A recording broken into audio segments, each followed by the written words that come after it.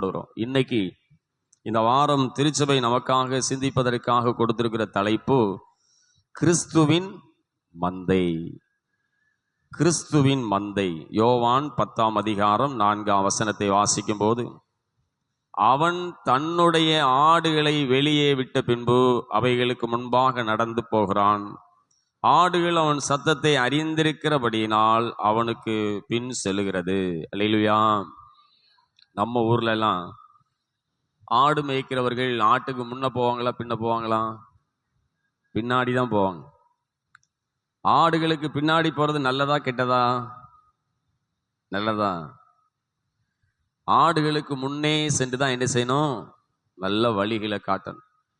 ஆடுகளை முன்ன விட்டா ஆடுகள் எங்க போகணும்னே தெரியாது. அது பாட்டுக்கு என்ன செய்யும்? அது பாதைக்கு போகும்.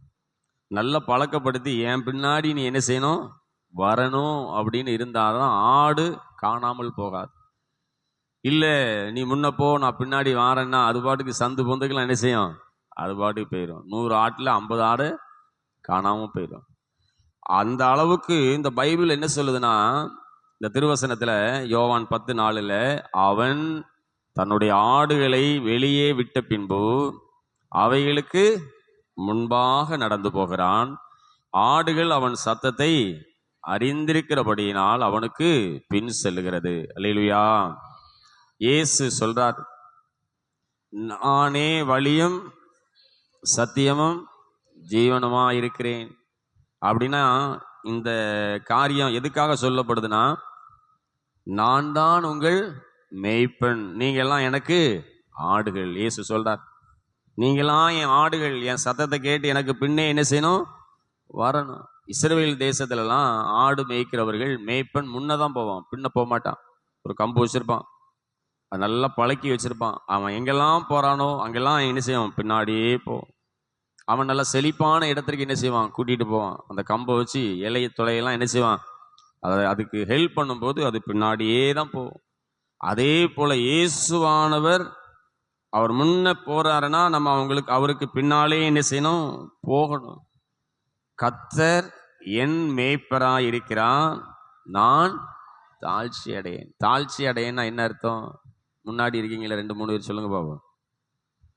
கர்த்தர் என் மேய்ப்பராய் இருக்கிறார் அப்படின்னா என்ன அர்த்தம்? கர்த்தர் தான் என் மேய்ப்பர், எனக்கு எந்த குறையும் இல்லை அப்படின்னு அர்த்தம். அல்லேலூயா. தாழ்ச்சி அடையேன் அப்படின்னா குறைவு என்பதே இல்லை. மலை தாழ்ச்சி அப்படின்னா மலை குறைவுன்னு அர்த்தம். ஆனா ஆண்டவர் நம்ம மேய்ப்பராக இருந்தார் என்று சொன்னா நமக்கு எந்த குறையும் வராது. அப்போ என்ன செய்யணும்? ஏசப்பாவுக்கு பின்னாடி தான் நம்ம எல்லாம் என்ன செய்யணும்? போகணும். அதனாலதான் இந்த வாரம் முழுவதும் திருச்சபையின் பிள்ளைகள் கிறிஸ்துவின் மந்தையை பற்றி தியானிங்க, இயேசுவானவருக்கு பின்னாடி தான் நம்ம எல்லாம் போகணும் அப்படின்னு சொல்லி திருமறை கூறுகிறது. அப்போ இயேசுவானவர் முன்ன போனார்னா அவருடைய சத்தம் நமக்கு என்ன செய்யணும்? தெரிஞ்சிருக்கணும். அவர் எந்த வழியில நடந்தாரோ அந்த வழியில நம்ம என்ன செய்யணும்? நமக்கு தெரியணும். இயேசுவானவர் எந்த ஊர்ல பிறந்தாரு? அவர் எந்த நாட்டில் பிறந்தாரு? இஸ்ரவேல் என்கிற நாட்டில் பெத்லெஹேம்ல பிறந்தாரு. 33 வருஷம் ஜீவனோடு இருந்தாரு. அதன் பிறகு நமக்காக பாடுபட்டு மரித்தார். இதெல்லாம் நினைச்சு இயேசுவானவர்கிட்ட இருந்து நம்ம என்ன கற்றுக்கொள்ளலாம் அப்படின்னு பார்க்கும்போது